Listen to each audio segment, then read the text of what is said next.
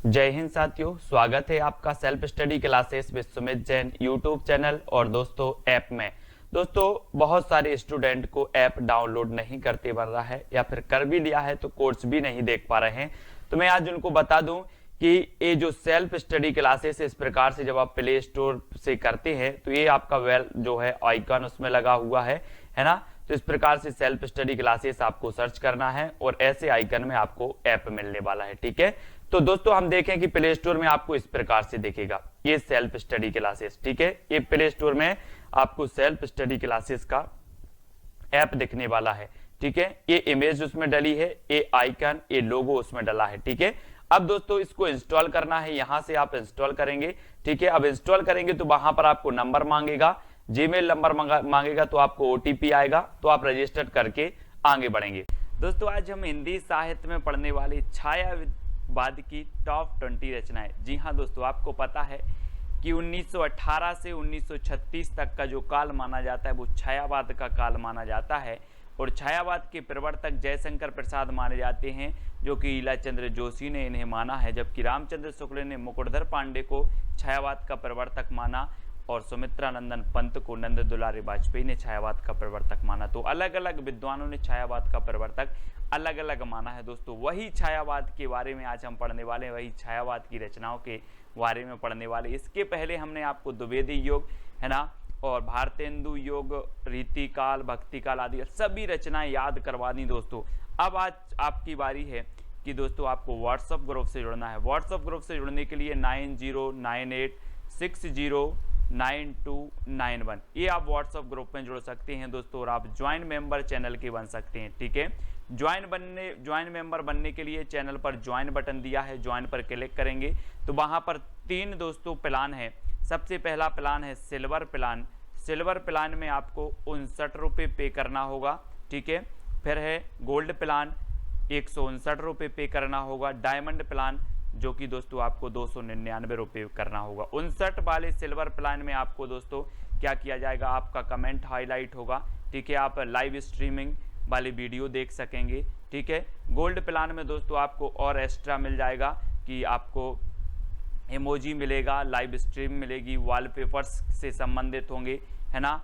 और दोस्तों diamond plan में आपको व्हाट्सएप ग्रुप में भी जोड़ दिया जाएगा और व्हाट्सएप ग्रुप में आपको स्टडी मटेरियल प्रेषित किया जाता है। ठीक है, जो भी हमारे चैनल पर पढ़ाया जाता है वो स्टडी मटेरियल आपको प्रेषित किया जाता है। आप डायमंड जो है प्लान चुनते हैं तो स्टडी मटेरियल यानी सोशल मीडिया से आप जुड़ जाते हैं। ठीक है, तो स्टार्ट करते हैं दोस्तों आज का ये वीडियो। सबसे पहले आपसे पूछा जाता है कामायनी महाकाव्य के रचनाकार कौन है। 4 विकल्प हैं, 2 सेकंड में आप अपने उत्तर का बताना है दोस्तों। और यहाँ पर चित्र में देखना दोस्तों, एक कामायनी रचना है और ये महाकाव्य है। और आपको पता है कि आप कामना करने जाते हो कहाँ पर, जयशंकर के प्रसाद, शंकर जी के पास जाते हो ना, भगवान मुझे परीक्षा पास करवा देना, तो क्या करने जाते हो, कामना करने जाते हो। तो कामायनी महाकाव्य किसका होगा, शंकर जी के पास जाते हो तो जयशंकर प्रसाद। ठीक है, और एक कामायनी दोस्तों आपको ये आपको रचना दिख रहा है, ये रचना है, ये बुक है और ये जयशंकर प्रसाद जी की है। ठीक है, और ये महाकाव्य है, कितने सर्गों का महाकाव्य है, 15 सर्गों का महाकाव्य है दोस्तों, और 1935 में ये प्रकाशित हुआ था। ठीक है, तो याद रख लेना, छायावाद का श्रेष्ठ महाकाव्य माना जाता है। लोकायतन महाकाव्य के रचनाकार कौन है दोस्तों। 4 विकल्प हैं दोस्तों, महाकाव्य, लोकायतन और कामायनी, ये दोनों ही छायावाद के महाकाव्य हैं और आपको बताना है 2 सेकंड में। और इसकी जो ट्रैक है दोस्तों, लोक में सुमित्रा आए हैं, लोक में सुमित्रा आए हैं, तो लोक में तो लोकायतन और सुमित्रा आए हैं तो सुमित्रा नंदन पंत।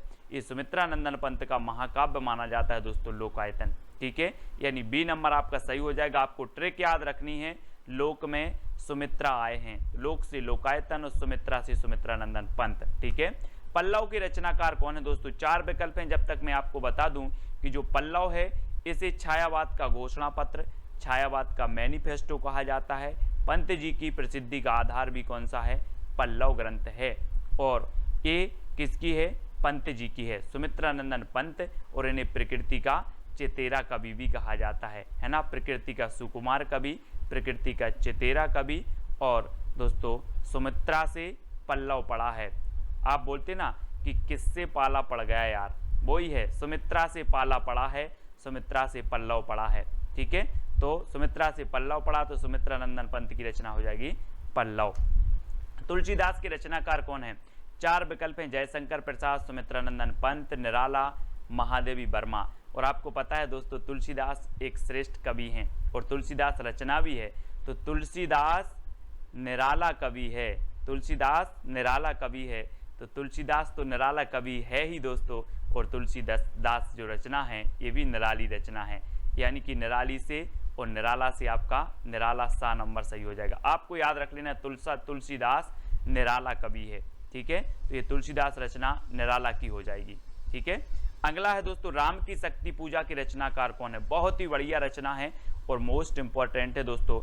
और राम की शक्ति की पूजा कौन करते हैं? निराले व्यक्ति करते हैं, है ना, या फिर राम की शक्ति पूजा निराली है। राम की शक्ति पूजा निराली है, राम की शक्ति पूजा निराले व्यक्ति करते हैं, तो राम की शक्ति पूजा के रचनाकार कौन होंगे? कौन होंगे? निराला, यानी कि जो सा नंबर है वो आपका बिल्कुल सही हो जाएगा। यामा के रचनाकार कौन है दोस्तों? यामा, जैसे कि 1982 में ज्ञानपीठ पुरस्कार मिला था दोस्तों, और आपको पता है कि आप बोलते ना या माँ बोलते किसे? महादेवी को, महादेवी को माँ बोलते हैं, तो ये यामा भी रचना किसकी हो जाएगी? महादेवी वर्मा की हो जाएगी। ठीक है, याद रख लेना। छायावाद की श्रेष्ठ कवित्री हैं दोस्तों, इन्हें आधुनिक मीरा भी कहा जाता है ना। आधुनिक मीरा किसे कहा जाता है? तो महादेवी वर्मा को, है ना। और चित्ररेखा के रचनाकार कौन है? 4 विकल्प हैं, 2 सेकंड है दोस्तों आपके, और आपको बताना है, और आपका बिल्कुल यहाँ पर सही हो जाएगा। चित्ररेखा ए राम कुमार वर्मा, यानी कि जो सा नंबर है वो बिल्कुल सही हो जाएगा। दोस्तों आपको पता है राम कुमार का चित्र रेखा ने देखा, चित्र रेखा, तो राम कुमार का चित्र रेखा ने देखा, ये आपकी ट्रिक है। तो चित्र रेखा, है ना, चित्र रेखा ने देखा किसका? राम कुमार का। तो चित्ररेखा के रचनाकार कौन होंगे? राम कुमार वर्मा। अब याद रख लेना आप कैसे याद रखोगे? राम कुमार का चित्र रेखा ने देखा, तो चित्ररेखा राम कुमार वर्मा की रचना हो जाएगी। ठीक है, अगला है निहार, रश्मि, नीरजा, सांदगीत और दीपशिखा के रचनाकार कौन है? 4 विकल्प आपके पास, जयशंकर प्रसाद, सुमित्रा नंदन पंत, राम कुमार वर्मा, महादेवी वर्मा। इनमें से 2 सेकंड में आपको बताना है कि निहार, रश्मि, नीरजा, है ना, सांदगीत और दीपशिखा। और आपको पता है दोस्तों कि ये पूरी ही रचनाएं किसकी हैं? महादेवी वर्मा की हैं। महादेवी वर्मा, यानी कि 4 नंबर आपका बिल्कुल सही हो जाएगा। अब यहाँ पर देखो दोस्तों, सबसे पहले क्या होता है प्रभात में?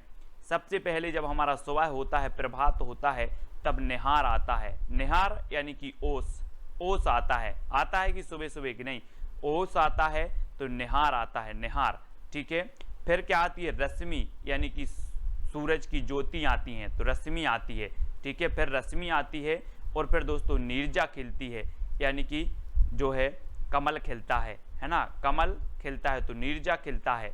ठीक है, फिर सांदगीत, फिर सांदगीत में हम क्या करते हैं? सांदगीत की बेला आती है, शाम को सांदगीत की बेला आती है, और उसके बाद हम महादेवी को क्या जलाते हैं? दीपशिखा जलाई जाती है, महादेवी को दीपशिखा जलाई जाती है। तो अब याद रख लेना, आप थोड़ा सा अपना मुंह ऊपर करो और देखो कि सबसे पहले प्रभात आता है ना, प्रभात आता है, फिर दोस्तों रश्मि आती है ना, फिर रश्मि आती है, फिर नीरजा खिलता है, फिर सांदगीत गाते हैं, सांदगीत की बेला आती है, और फिर महादेवी के सामने हम दीपशिखा जलाते हैं। तो ये चारों ही रचनाएं जो हो जाएंगी, 5 रचनाएं किसकी होंगी? महादेवी वर्मा की। ठीक है, इस प्रकार से याद रखेंगे।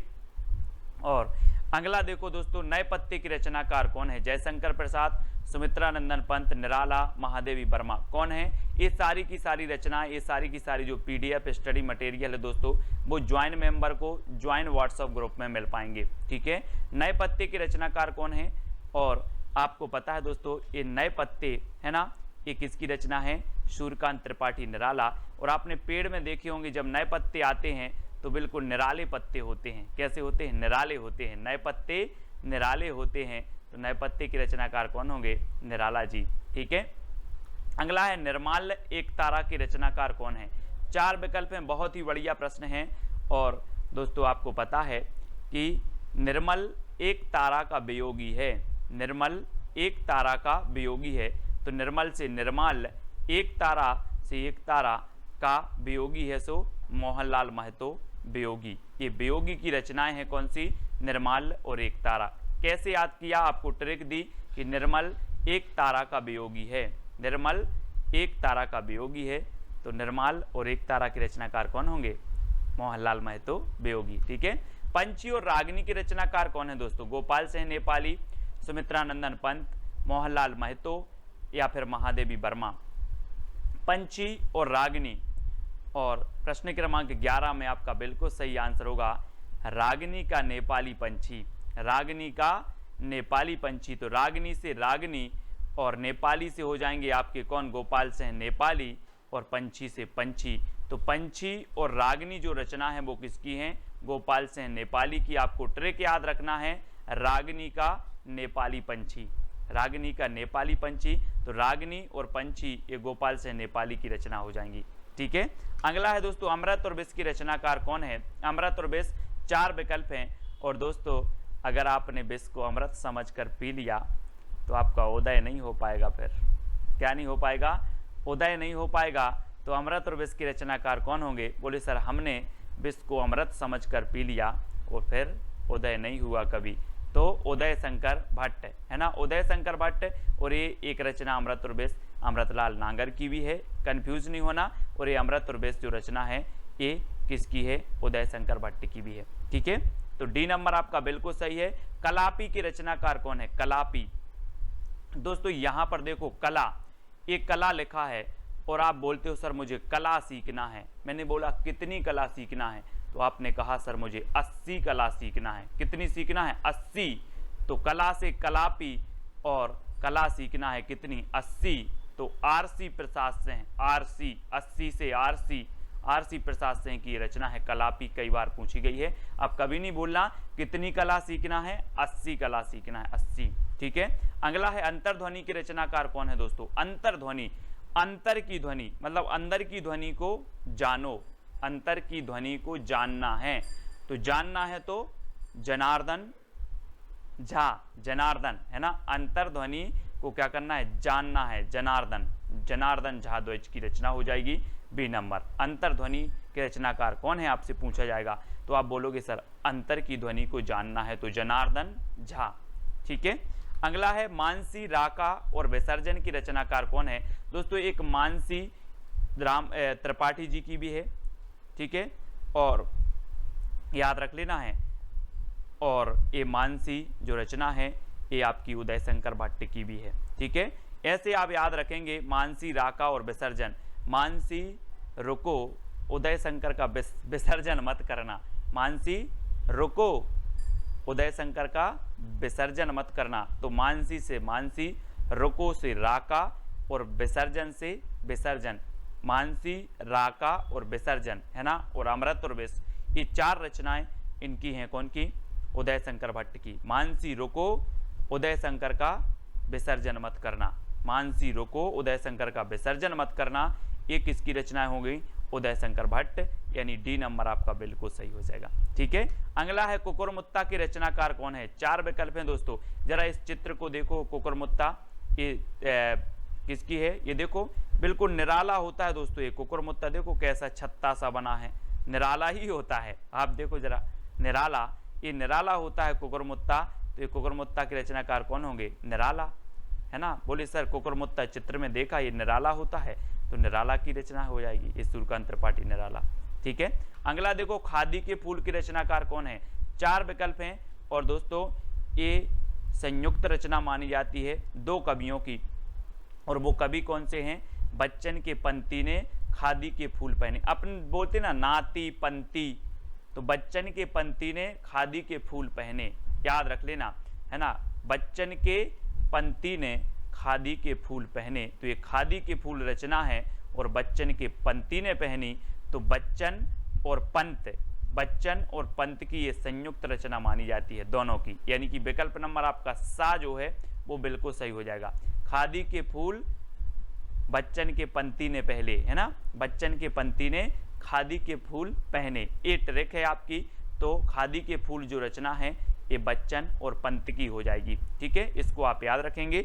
अगला है करुणालय और आंसू की रचनाकार कौन है। दोस्तों आपको ट्रिक कौन सी अच्छी लगी है वो आप बता देना, और आप ज्वाइन व्हाट्सएप ग्रुप से ज्वाइन होना चाहते हैं, है ना, जुड़ना चाहते हैं, तो आपको चैनल के ज्वाइन मेंबर बनना पड़ेगा। ज्वाइन मेंबर का अलग से व्हाट्सएप ग्रुप है और जो है सब्सक्राइबर मेंबर का अलग से व्हाट्सएप ग्रुप है। ठीक है, तो ज्वाइन मेंबर को विशेष जो है यहाँ पर स्टडी मटेरियल प्रेषित किया जाता है दोस्तों, और सब्सक्राइब मेंबर को टेस्ट आदि बहुत सारी चीज़ें करवाई जाती हैं। तो आप ज्वाइन मेंबर बनना चाहते हैं तो चैनल के ज्वाइन बटन पर क्लिक करें और वहाँ से आप कुछ राशि पे करके जो है ज्वाइन मेंबर बन सकते हो। करुणालय और आंसू की रचनाकार कौन है। दोस्तों आपको पता है कि करुणालय आंसू, करुणा के आंसू हम पढ़ते ना, करुणा के आंसू शंकर जी के सामने करुण के आंसू, ऐसे लिख लो, शंकर जी के सामने करुण के आंसू बहाते हैं, करुणा के आंसू बहाते हैं, करुण से करुणा कर दो, करुणा के आंसू बहाते हैं, किसके सामने, शंकर जी के सामने। तो शंकर जी यानी कि जयशंकर प्रसाद। वैसे तो करुणालय और आंसू सभी को पता होगा, लेकिन याद रख ले कि जो है शंकर जी के सामने करुणा के आंसू बहाते हैं, करुणा के आंसू, करुणालय और आंसू। ठीक है, इस प्रकार से कामायनी इनकी हम रचना पढ़ चुके हैं। ठीक है, करुणालय भी है, आंसू भी है, झरना भी है और वसी एक इनकी रचना भी है। ठीक है, तो इनको भी आपको याद रखेंगे। और यहाँ पर शंकर जी के सामने करुणा के आंसू बहाते हैं। लहर, झरना और उर्वशी की रचनाकार कौन है दोस्तों। 4 विकल्प हैं, 4 में से आपको बताना है, और यहाँ पर आपका जो बिल्कुल सही आंसर हो जाएगा वो क्या हो जाएगा, लहर। यहाँ पर देखो दोस्तों, ये शंकर जी बैठे हुए हैं, है ना, शंकर जी बैठे हैं और यहाँ से इनके जटों से लहर निकली। तो लहर निकली तो मानो ऐसा लग रहा था कि झरना निकला है, कोई झरना, है ना। और जब लोगों ने देखा तो लोगों के उर बसी, लोगों के उर मतलब हृदय, और हृदय में बसी। तो ऐसी लहर निकली कि झरना लग रहा था, और जब झरना लोगों ने देखा तो लोगों के उर बसी। तो कहाँ से, शंकर जी की जटाओं से। आप बोलते ना कि गंगा निकली है। तो लहर, झरना और उर्वशी के रचनाकार कौन होंगे, जयशंकर प्रसाद। ठीक है, शंकर जी का नाम आ रहा है तो यहाँ भी शंकर, जयशंकर प्रसाद। ठीक है, तो ये 7 नंबर आपका बिल्कुल सही हो जाएगा। अब दोस्तों आपकी चैलेंज प्रश्न की बारी है। आपको बताना है कला और बूढ़ा चांद की रचनाकार कौन है। कला और बूढ़ा चांद मैत्री शरण गुप्त, है ना, जगन्नाथ दास रत्नाकर, पंत या फिर जयशंकर प्रसाद, ये आपको बताना है। और साथ ही बताना है कि इसको साहित्य अकादमी पुरस्कार कब मिला है। ठीक है, मैत्री शरण गुप्त की एक रचना भी आपको लिखनी है, जगन्नाथ दास रत्नाकर की एक रचना भी लिखना है, पंत की एक रचना लिखना है और जयशंकर प्रसाद की भी एक रचना लिखना है। और साथ ही कला और बूढ़ा चांद एक किसकी रचना है, इसे साहित्य अकादमी पुरस्कार कब मिला, ये सभी लोग कमेंट में लिखेंगे। मैं सभी के कमेंट देखता हूं। और सुबह रोज 9:30 बजे आपकी क्लास होती है दोस्तों। बहुत सारे स्टूडेंट को ऐप डाउनलोड नहीं करते बन रहा है, या फिर कर भी लिया है तो कोर्स भी नहीं देख पा रहे हैं। तो मैं आज उनको बता दूं कि ये जो सेल्फ स्टडी क्लासेस इस प्रकार से जब आप प्ले स्टोर से करते हैं तो ये आपका जो है आइकन उसमें लगा हुआ है ना। तो इस प्रकार से सेल्फ स्टडी क्लासेस आपको सर्च करना है और ऐसे आइकन में आपको ऐप मिलने वाला है। ठीक है, तो दोस्तों हम देखें कि प्ले स्टोर में आपको इस प्रकार से दिखेगा ये सेल्फ स्टडी क्लासेस। ठीक है, ये प्ले स्टोर में आपको सेल्फ स्टडी क्लासेस का ऐप दिखने वाला है। ठीक है, ये इमेज उसमें डली है, ये आइकन, ये लोगो उसमें डला है। ठीक है, अब दोस्तों इसको इंस्टॉल करना है, यहां से आप इंस्टॉल करेंगे। ठीक है, अब इंस्टॉल करेंगे तो वहां पर आपको नंबर मांगेगा, जीमेल नंबर मांगेगा, तो आपको ओटीपी आएगा, तो आप रजिस्टर करके आगे बढ़ेंगे।